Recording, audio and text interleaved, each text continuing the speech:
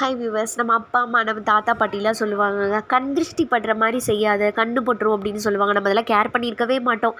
ஆனால் இப்போ பார்த்தீங்கன்னா என் வாழ்க்கையில் உணர்ந்த தருணம்னு இந்த ஒரு வாரம் தாங்க போட்டு பாடா படுத்திருச்சுங்க. ஹஸ்பண்ட், குழந்தைங்க, எனக்கெல்லாம் உடம்பு சரியில்லாமல் போச்சு. இந்த மாதிரி ஒரு கண் திருஷ்டியால் அவதிப்பட்டதுன்னு பார்த்தீங்கன்னா இதுதான் ஃபஸ்ட் டைம்.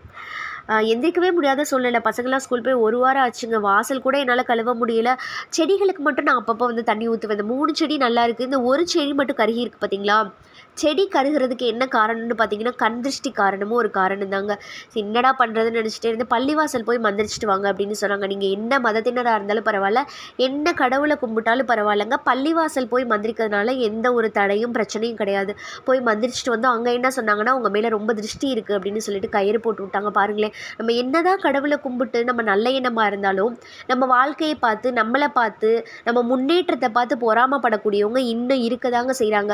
அவங்கக்கிட்ட இருந்து தப்பிக்கணும்னா இந்த மாதிரி சின்ன சின்ன எளிய பரிகாரங்கள் மூலிமா நம்மளை காப்பாற்றிக்கிறது ரொம்பவே நல்லது. நீங்களும் இந்த மாதிரி உங்களுக்கு திருஷ்டி பிரச்சனைலாம் இருந்துச்சுன்னா இந்த மாதிரி வந்து பரிகாரங்கள்லாம் பண்ணி உங்களையும் பாதுகாத்துக்கோங்க. உங்கள் வாழ்க்கையையும் கண் திருஷ்டி வைக்கிறவங்ககிட்ட இருந்து காப்பாற்றிக்கோங்க.